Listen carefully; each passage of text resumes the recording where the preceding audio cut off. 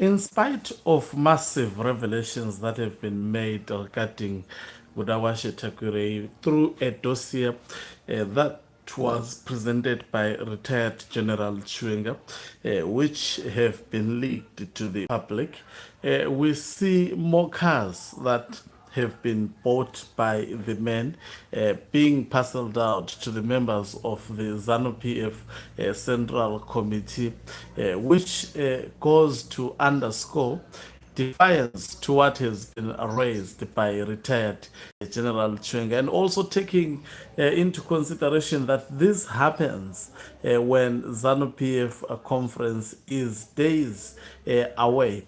What is the meaning of this and what are the implications of this? All would be discussed on this live broadcast. Greetings and welcome on your lovely channel, the Hlonipani Global News. If you're watching us for the very first time, please do remember to press the red or black subscribe button so that next time when we beam live, you become the very first one to watch us. So, more cars have been handed over to the ZANU PF Central Committee members, and guess who is the donor of these cars?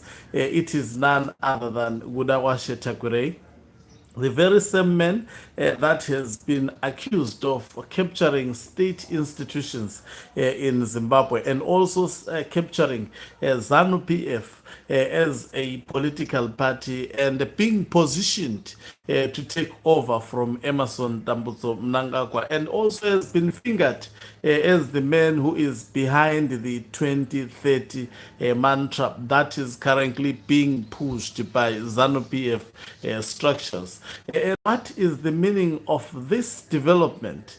It means the bribery continues. It's business as usual, particularly to the Emerson Dambudzo Mnangagwa faction. They are deciding not to pay attention to pertinent issues that have been raised by retired General Chwenga as well as Blessed Geza. We are seeing a stern resistance, especially in terms of perpetuating corruption that has been talked about, and we are seeing more glorifications of Budawashe Takurei. So giving the ZANU PF Central Committee members these vehicles barely few days before the ZANU PF conference, I think that on its own amounts to bribery.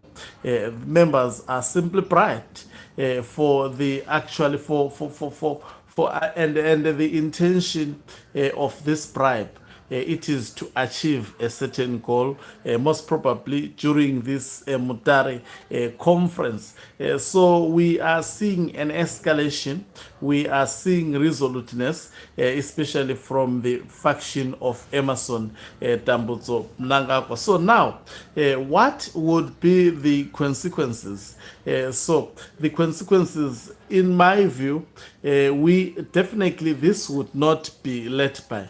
Look, they are cunningly donating these cars. Remember, there was a directive which was issued, obviously influenced by retired General Chwenga, by the then Secretary General, that is Opet Mpofu. Maybe that is why Mnangagwa decided to actually fire Opet Mpofu, because Opet Mpofu was listening more to the faction of retired General Chwenga and replacing him with Jacob Mutenda, whom he has promised the vice presidency post the Kembo Mohadi era, and he is seemingly trekking so hard to get that position. It means the world to him. So when a directive was given that all cars that are donated by individuals to members of ZANU PF, it should be categorically stated that these are ZANU PF cars. What have we seen Mnangagwa faction doing? We have seen them. Now all the vehicles, I understand they were bought, and some who haven't received these vehicles, they were still branded. And I understand today almost all the members of the ZANU PF Central Committee have been actually awarded with this vehicle and it is happening at the height of the 2030 campaign, and it is happening when ZANU PF conference is just I mean, it's just a matter of days now, because it is scheduled to start on the 13th of this month. So we are just counting days. So this I think it's quite clear that it's a bribe. There is no other way of actually sugarcoating this. The faction of Emerson Tambuso Mnangagwa is going all out in terms of what it intended to do, particularly with this conference that is due. But the question is, will they get away with it? I have long predicted that there is absolutely a high probability that they will not definitely get away with it. The fact that we are privy to what they are doing in order to win does not mean that when we are not privy of what the other side is equally doing to stop the 2030 mantra, it will be absurdity for us to judge that the other side has already been defeated. It will be, I repeat, absurdity to make that early judgment without facts from both sides. So, in my view, it's too early to actually make a reasonable judgment into what will transpire in Mutare. Definitely, there will be a lot of drama going into Mutare, and you can see, especially on the streets, it's busy. You cannot walk on the streets without actually getting some campaign message from the other faction, and equally so getting another campaign message from the other faction. So the cars are donated at this crucial moment when factionalism and issues of succession are at the center of the much anticipated ZANU PF National Conference. I've never seen so much keen interest and focus to the activities of ZANU PF like it has been happening over the past few days. Everybody wants to know exactly how things will pan out. It is actually a matter of public interest, because at the center of these activities of ZANU PF is the Constitution of Zimbabwe.